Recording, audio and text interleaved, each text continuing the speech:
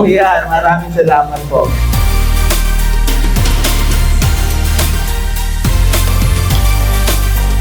Meron na siyang built-in na bumper.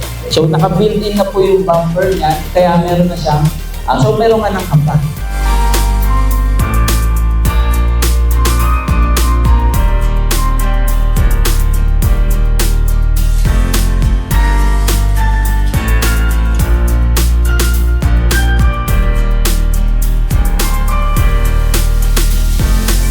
Ito, unlike kasi kapag nag-aluminum ka na, so kahit mabasa yan, magkaroon ng moisture, hindi yan nabubulok. So ganun po yung aluminum natin. Sabi nga namin, yung may-ari na bulok na, pero yung kitchen mo, aluminum kitchen cabinet mo, buo pa, buhay na buhay pa.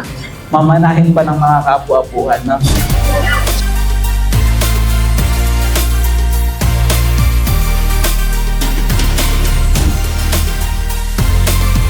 Pero ito kay natin series natin, is sariling design po ni Watsky.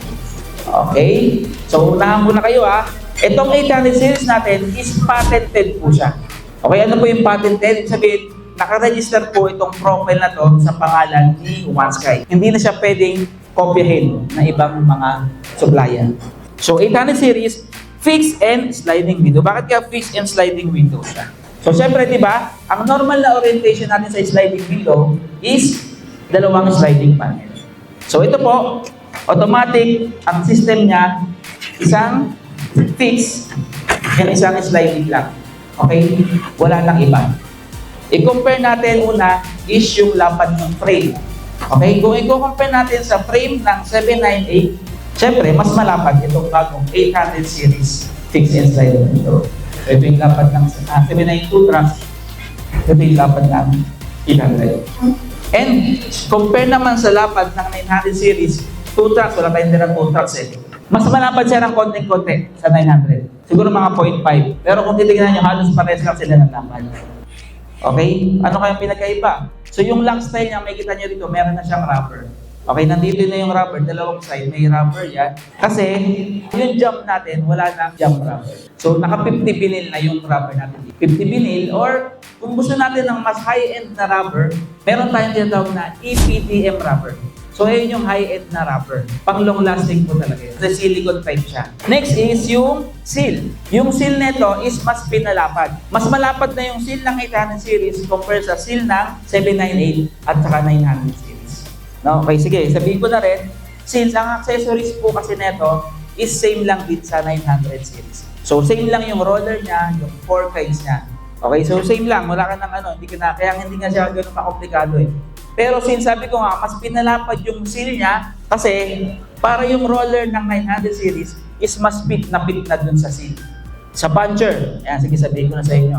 So, huwag kayong mag-worry dahil ang puncher po ng 800 series is same lang din sa 900 series puncher. Ito, nakita nyo sa gitna, is another profile natin, which is yung tinatawag na fixed interlocker.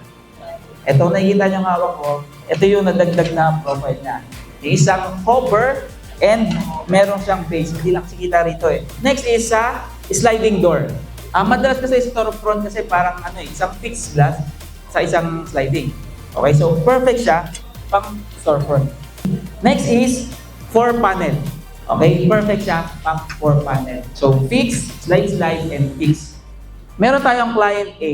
Sabihin natin si client C muna. Ito yung client C natin na yung budget is hindi ganun kalaki. Gusto lang talaga niya magkaroon ng bintana, magkaroon ng pinto sa bahay niya. Okay? Si client B, so ito naman yung medyo may budget na pwede natin mabigyan ng medyo mas magandang profile. Yung siguro, 0.8. Ito, kasi ito naka-level to sa 0.8 na thickness eh. So, pwede natin may offer to kay client B. Then, si client A, ito na yung client natin na big time. The one-time, big time talaga na client. So, ito yung client natin na nasa gobyerno, si Kong, si Mayor, o kaya yung anak ng mga nasa flood control, maraming pera yan eh. Yo, good question. Kung sabi ko nga, since kapatid siya ni 798 and 900, same lang po yung screen frame.